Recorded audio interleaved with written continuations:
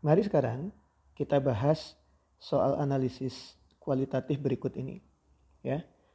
Suatu padatan berwarna putih jika dilarutkan dalam 6 pelarut yang digunakan untuk analisis kualitatif, itu akan memberikan hasil berikut. Ya.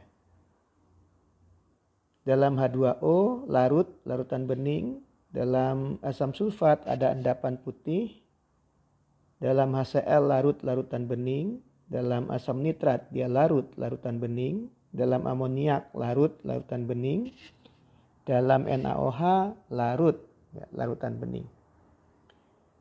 Identifikasi kation atau kation-kation dan anion-anion yang mungkin terdapat dalam garam ini. Ya, dari pilihan kation berikut ini. Kation dan anion berikut ini. Ya. Nah, sekarang kita lihat kristalnya berwarna putih, ya. Jadi biasanya yang memberikan warna pada kristal anorganik itu adalah kationnya. Kation-kation yang memberikan warna yang khas itu adalah Fe3+. Jadi tidak mungkin kationnya Fe3+, ya. Krom 3+ juga tidak mungkin, kobalt juga tidak, Mn2+ juga tidak, Cu2+ juga tidak mungkin. Ya. Nah, kalau kita lihat kelarutannya di dalam asam, ya, tidak ada reaksi yang khas. Ya. Tetapi di dalam asam sulfat kita lihat terbentuk endapan putih. Ya. Kita bisa menduga bahwa kationnya dengan sulfat itu mengendap. Jadi kation apa? Ya. Garam sulfat apa yang tidak larut? Ya.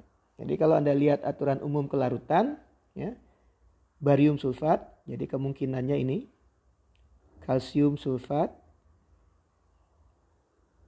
ya, lalu Ag sulfat, Hg sulfat, dan Pb sulfat. Itu yang mungkin. Berarti kation-kation yang lain bisa kita coret. Ya.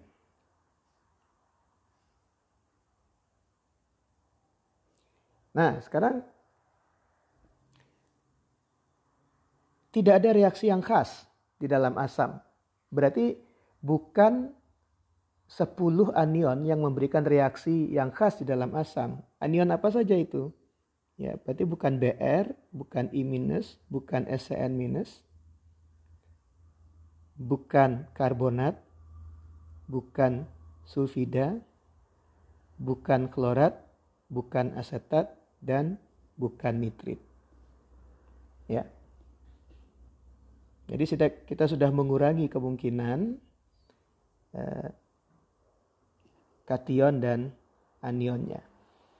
Ya. Lalu kita lihat kelarutan di dalam basa. Ya. Di dalam basa itu dalam amonia larut. Di dalam NaOH juga larut. Ya. Jadi kalau larut di dalam amonia dengan NaOH, kesimpulannya mestinya ada dua. Membentuk kompleks dengan amoniak dan OH-, ya. Itu hanya dipenuhi oleh seng, ya, hanya ion seng yang membentuk kompleks dengan amoniak dan OH-, ya. Dan seng itu sudah kita keluarkan, jadi pasti bukan seng. Atau garam hidroksidanya larut. Jadi dari kelima kation ini yang garam hidroksidanya larut itu hanya barium, ya. PbOH 2 kali tidak larut, AgOH juga tidak larut, merkuri hidroksida tidak larut, kalsium hidroksida tidak larut. Jadi ini kita bisa coret sekarang, kalsium, Pb, Ag, dan Ag. Jadi satu-satunya kemungkinan kation dari data ini adalah Ba2+. Nah, sekarang anionnya ada beberapa nih, ya. Bisa klorida, bisa sulfat, bisa fosfat, bisa OH-, bisa nitrat. Tetapi sekarang kita lihat di sini, ya. Di dalam air garamnya larut. Ya. Nah, kita tahu barium sulfat itu garam yang tidak larut. Ya. Jadi sulfat bisa kita coret. Barium fosfat juga merupakan garam yang tidak larut. Jadi fosfat bisa kita coret. Ya. Barium klorida larut. Ya, jadi ini bisa kemungkinannya. Barium hidroksida larut. Barium nitrat juga larut. Jadi ada 3 kemungkinan anion yang ada di dalam garam tersebut. Ya.